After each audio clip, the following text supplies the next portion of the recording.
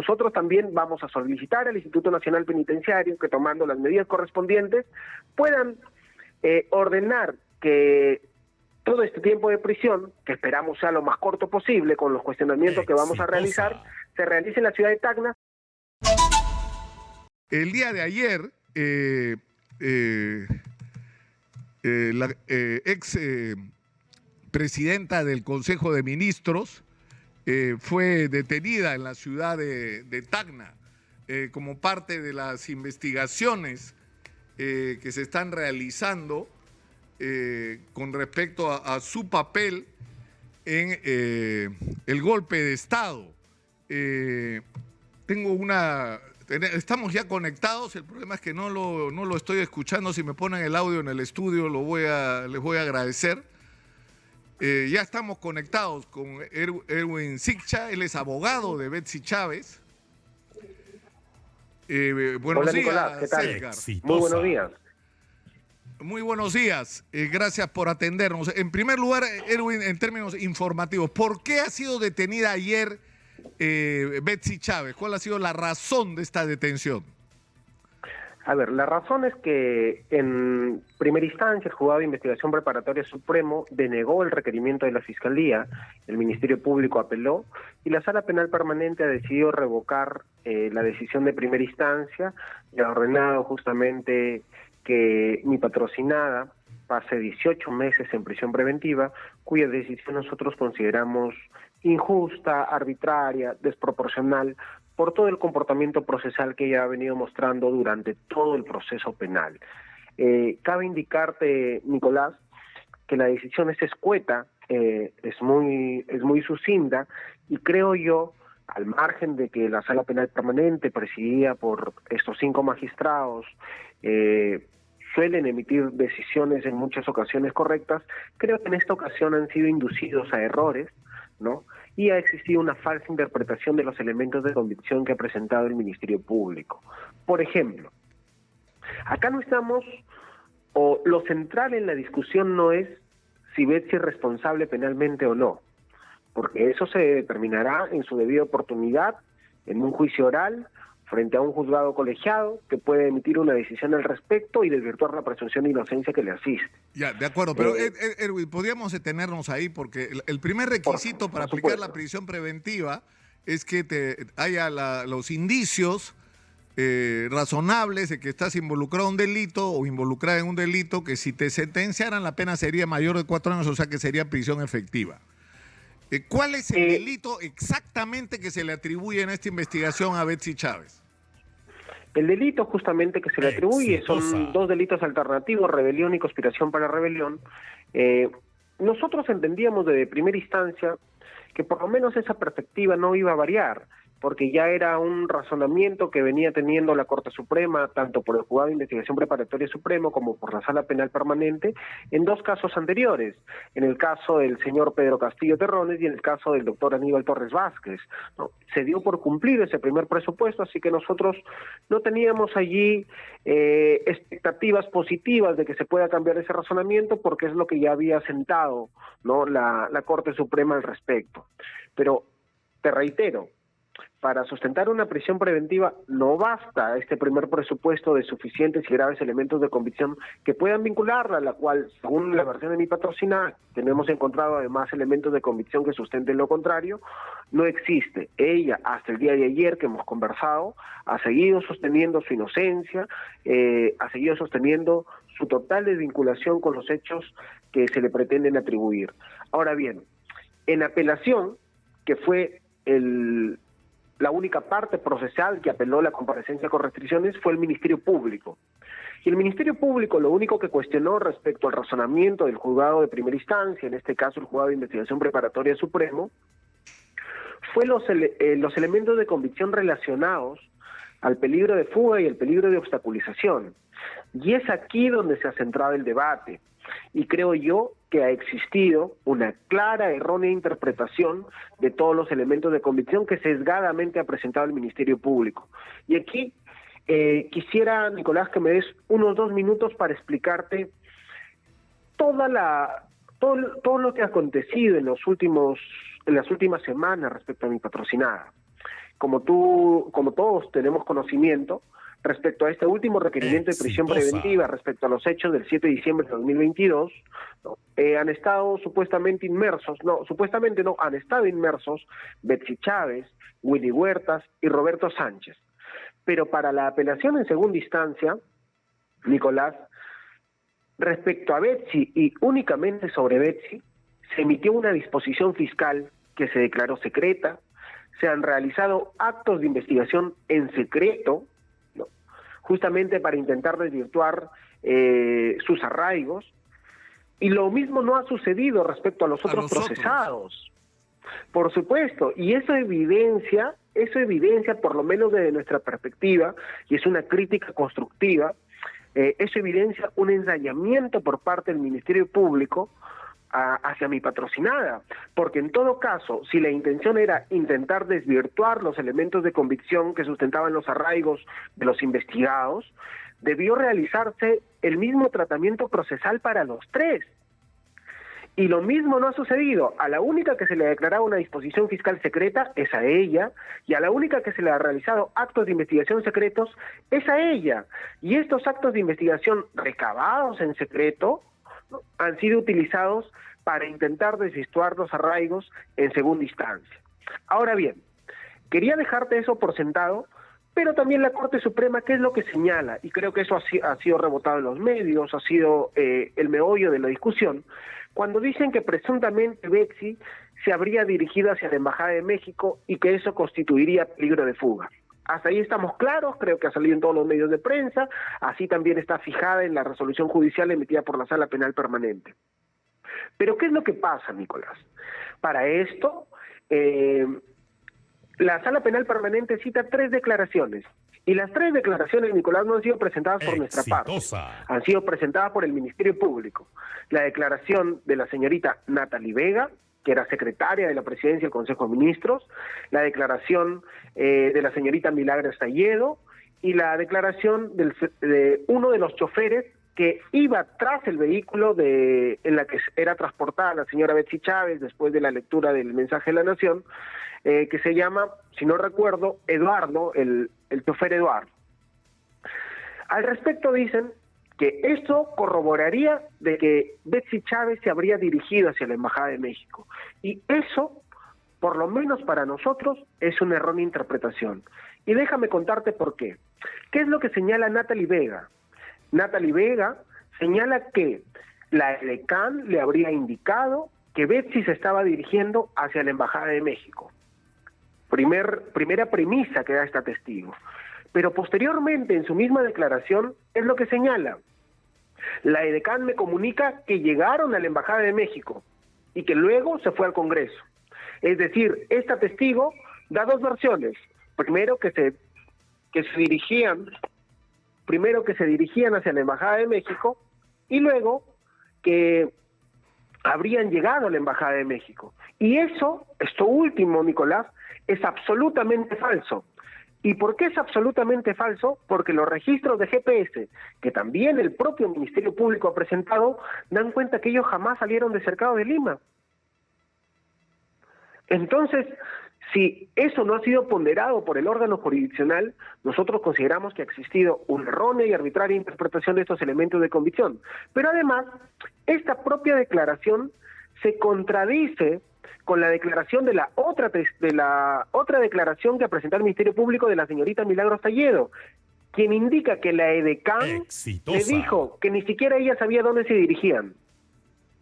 Entonces, ¿qué hubiese hecho? ¿Qué hubiese realizado? Solo para concluir acá, sí. ¿Qué hubiese realizado el Ministerio Público para actuar correctamente? Lo mínimo habría tenido que recabar la declaración de la edecán. Y eso no lo ha hecho. Ya, entonces, el argumento, tú dices, Erwin, es que la prueba de que, es decir, el delito está claro, ¿no es cierto? Rebelión tiene más de 4 años, pero hay que acreditar el peligro procesal, es decir, que su permanencia en prisión puede perturbar la investigación, o un peligro de fuga. Y el argumento principal en este caso es el peligro de fuga, y la prueba es que ella habría tratado de irse a México. Lo que ustedes sostienen es que esta intención de irse a México no ocurrió. Ahora. No ocurrió, por supuesto, y eso está demostrado. Digamos, esto nos vuelve una vez más a la vieja discusión que se plantea cada vez que un político esté involucrado en un caso penal, de la digamos, aplicación o no de la prisión preventiva, ¿no? Ahora, sin embargo, lo que importa acá es el asunto de fondo. Yo entiendo los argumentos de la defensa, ¿no?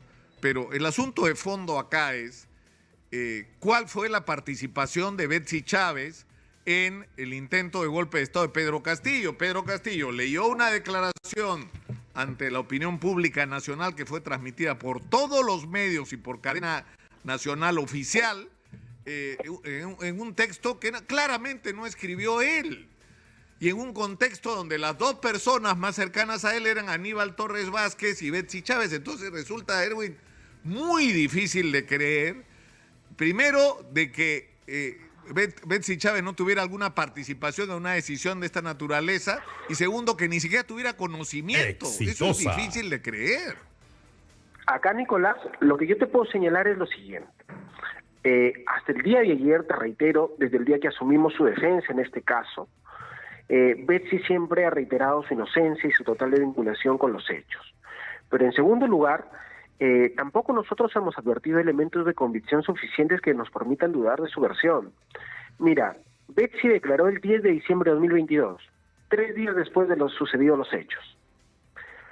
Y toda la información que luego se ha propalado, por ejemplo, las imágenes de los videos de las cámaras de Palacio de Gobierno, ¿no? El acompañamiento a los periodistas, eso ella lo señaló en su primera declaración, sin que exista esta evidencia.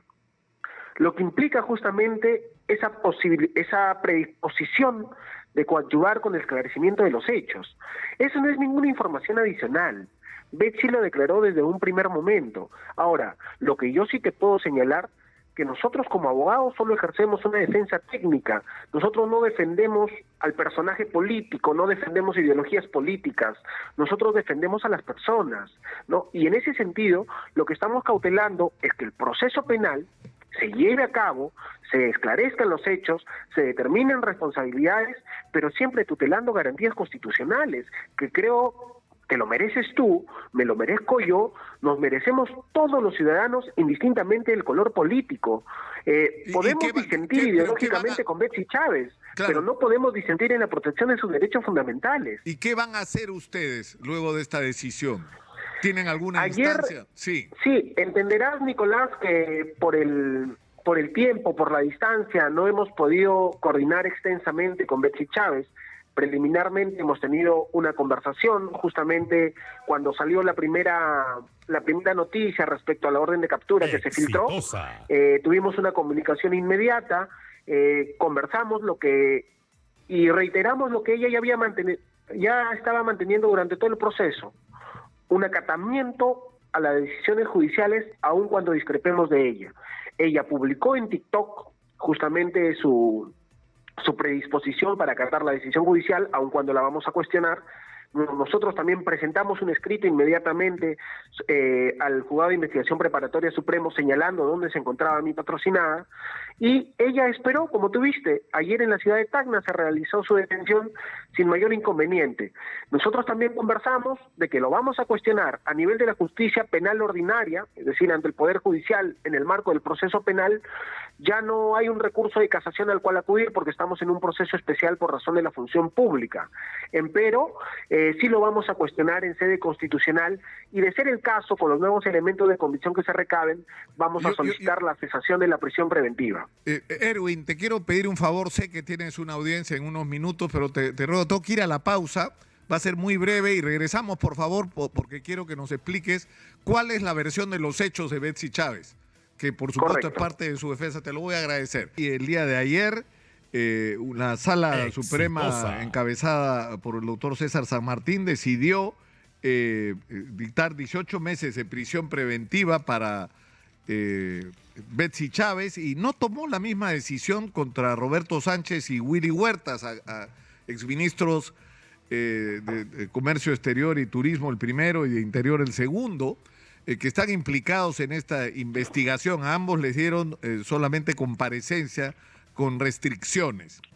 El argumento principal que se ha dado, estamos con Erwin Siccha, abogado de Betsy Chávez, es que al pretender ir hacia la Embajada de México quedó acreditado su voluntad de fuga. Ese es el argumento principal, digamos, para justificar la severidad de la medida de 18 meses de prisión preventiva. ¿Es así? ¿Este es el argumento central? Ese es el argumento central, adicionalmente a otros actos de investigación que, como te he señalado, son ilícitos. Y la verdad que a mí me parece correcta la decisión en cuanto a los otros dos procesados, pero lastimosamente acá la actuación sesgada ha sido del Ministerio Público, que, conforme ya te he señalado, solamente ha realizado una investigación secreta para mi patrocinada. O sea, ¿tú consideras que hay una carga política en la manera como se está enfrentando este asunto en relación a Betsy Chávez? La verdad, Nicolás, tú me conoces, nosotros no realizamos ese tipo de juicios políticos o de valoraciones políticas respecto a las actuaciones públicas. Lo que sí puedo criticar y decírtelo con muchísima firmeza, que por lo menos acá, en el marco del proceso penal, hay un ensañamiento contra mi patrocinada. No puede ser posible que sea la única que se le ha dado ese tratamiento procesal de declararle una disposición fiscal secreta y actos de investigación secretos cuando los otros investigados estaban en la misma situación. Y te reitero, la decisión de la Sala Penal Permanente para sus coprocesados es correcta. Exitosa. Pero lastimosamente para mi patrocinada, en mérito de la actuación arbitraria del Ministerio Público y creo yo la falta de tiempo para leer adecuadamente los elementos de convicción presentados por este órgano del Estado, la Sala Penal Permanente ha realizado una errónea interpretación y valoración de los elementos de convicción. Para mí eso es absolutamente claro. A cuestionamientos políticos o no, eso lo dejo para los políticos. Nosotros solo hacemos una labor técnica. Claro, lo cierto, el problema es que al final terminamos siempre discutiendo de lo accesorio, ¿no es cierto? Y no de los asuntos de fondo. Porque finalmente uno podría decir, si Betsy Chávez se quería ir a la Embajada de México, se pudo ir cualquier día de estos que no tenía ningún impedimento para moverse. Es decir, pudo ir y con toda seguridad que la Embajada de Andrés Manuel López Obrador le iba a recibir con los brazos abiertos. Pero el problema no es ese. El problema de fondo es, una vez más, regresemos a lo que está en discusión. Es decir, en el Perú se produjo el intento de golpe de Estado y la interrogante es cuál fue el papel de Betsy Chávez en este intento de golpe de Estado de Pedro Castillo. Ella dice, ninguno. ¿Cómo es posible eso? Si ella era la persona más cercana en ese momento a Pedro Castillo, es más, si ella estaba en el mismísimo Palacio de Gobierno en el momento que ocurrían los hechos y entraba y salía del despacho presidencial. O sea, ¿cómo es posible que podamos creer que eso es posible? Allí, Nicolás, lo primero que te tengo que señalar es que frente a un requerimiento de prisión preventiva, no existe una decisión de pena adelantada. No. En el marco del Estado constitucional y democrático de derecho, la prisión preventiva no es una pena adelantada, no es una sanción ni es una determinación de su responsabilidad penal prematuramente. En ese sentido, esa es la razón por la que en este tipo de requerimientos justamente nos centramos en cuestiones accesorias, como el peligro procesal, que está constituido por el peligro de fuga o de obstaculización, que desde nuestra perspectiva no existe. Ahora bien, en cuanto al fondo de los hechos, te reitero, nosotros realizamos una defensa técnica. Nosotros no vivimos de cuestiones de fe, nosotros no realizamos ponderaciones políticas, nosotros no conjeturamos, nosotros no especulamos, nosotros no hacemos suposiciones. Entonces, ¿qué es lo que sucede? Betsy Chávez declara el 10 de diciembre de 2022, un colega del estudio la acompañó justamente a su declaración. Luego de esta declaración, en la que ella brinda toda su versión, todo su relato, ella nos ha venido reiterando durante todo este tiempo la misma versión. ¿Qué es lo que nos dice Betsy? Que el día anterior habían estado coordinando con los demás ministros, de cara a afrontar la tercera moción de vacancia presidencial. Y eso también está acreditado porque los otros ministros han señalado lo mismo. O sea, nunca, según Betsy, nunca discutieron la posibilidad de lo que hizo el presidente el 7 de diciembre al mediodía. Es decir, y eso te puedo decir, Nicolás, no solo según Betsy, según todos los ministros, el tema de un posible cierre del Congreso ni siquiera fue materia de discusión. Pero con alguien tuvo que hablarlo, porque Es decir, claramente el texto que leyó Pedro Castillo no lo escribió él, pues porque no corresponde a su estilo ni a su vocabulario. Nicolás, lo que yo te puedo señalar allí... Se activó además todo un dispositivo, o sea, se movió a la televisión nacional del Perú para transmitir a todo el Perú el mensaje de Pedro Castillo anunciando el cierre del Congreso, que felizmente las Fuerzas Armadas no obedecieron. Pero, lo que yo te puedo señalar allí, Nicolás, es lo siguiente, ¿no? Cada uno es responsable por sus hechos propios. El principio de culpabilidad es un principio básico del derecho penal. Uno solo puede ser responsable por los actos que uno comete en su plano de autonomía. Si el señor Pedro Castillo es responsable por lo que aconteció el 7 de diciembre de 2022, pues que se determine su responsabilidad. Pero según mi patrocinada, ella no tenía vinculación con los hechos y justamente ella ha venido todo este tiempo colaborando con la Administración de Justicia. Incluso hemos presentado testigos para acreditar su versión y además de los propios actos de investigación realizados por el Ministerio Público, muchos de ellos, en lugar de acreditar la tesis de imputación del Ministerio Público, corroboran la versión de mi patrocinada, que al día siguiente llegó aproximadamente a las 9 de la mañana a la presidencia del Consejo de Ministros, que luego fue llamada por el presidente de la República de ese entonces, Pedro Castillo Terrones, quien le dijo, y eso también lo señaló en su versión, que por favor se comunique con los medios de prensa porque iba a dar un mensaje de la Nación, que ella estuvo presente durante el mensaje de la Nación, que él le dijo que sería un mensaje de la Nación, pero que ella no ha tenido ninguna participación en la elaboración del discurso. Es decir, porque lo que sí se ha acreditado, porque ella es la que convoca a la gente de Radio y Televisión Peruana para hacer la transmisión. Ella lo dijo. Claro, ella lo dijo el 10 de diciembre de 2022. Pero por eso, Erwin, es tan difícil de creer que ella coordina para que se lea un mensaje cuyo contenido ella no conocía. ¿No sabía lo que iba a hacer el presidente, algo tan grave como cerrar el Congreso? ¿O pretender cerrar Según lo que ella nos ha señalado hasta el momento, no, ella tenía desconocimiento. Pero además, tampoco existen actos de investigación ni elementos de convicción recabados por el Ministerio Público que den cuenta de su conocimiento. Y eso sí te lo puedo decir con muchísima firmeza. No hay ningún elemento de convicción que haya recabado el Ministerio Público que digan que Betsy sabía o que ha participado en la elaboración del mensaje de la Nación. Ninguno. Esto se va a resolver, por supuesto, Erwin, en el proceso, ¿no? Porque esperemos y ojalá sea así, la verdad completa se va a saber. Para terminar, Betsy Chávez reclamaba en el video que registró antes de su detención, de que el proceso y su detención ocurriera en Tacna. Esto ya está claro, no va a ser así, está siendo trasladada a Lima. Es un procedimiento regular, Nicolás.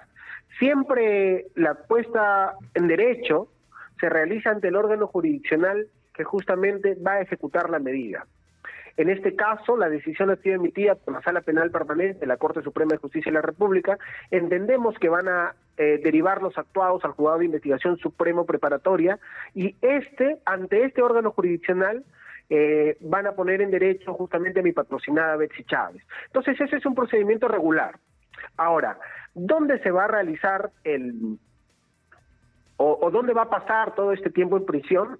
Eso ya es una decisión del Instituto Nacional Penitenciario.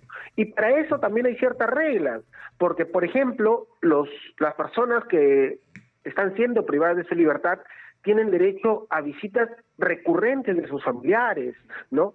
Tienen derecho a estar cerca de sus familiares, porque el estar privado de tu libertad no te priva de otros derechos fundamentales. Entonces existen criterios incluso para el traslado de internos, no justamente a los lugares donde esté su familia, porque el Estado debe tutelar de que quienes están siendo privados de su libertad no tengan afectaciones colaterales en sus derechos fundamentales, ¿no? Y en ese sentido, nosotros también vamos a solicitar al Instituto Nacional Penitenciario que, tomando las medidas correspondientes, puedan ordenar que todo este tiempo de prisión, que esperamos sea lo más corto posible con los cuestionamientos que vamos a realizar, se realice en la ciudad de Tacna, porque es el único lugar, Nicolás, donde Betsy Chávez tiene familiares.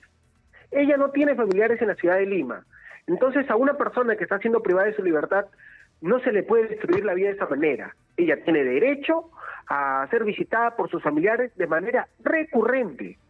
Y para eso el Instituto Nacional Penitenciario debe tomar las medidas pertinentes. Te agradezco mucho, Erwin, por habernos atendido, por habernos dedicado estos minutos. Muy gentil, Erwin Siccha, abogado de Betsy Chávez, ha estado conectado con nosotros vía Zoom. Muchas gracias.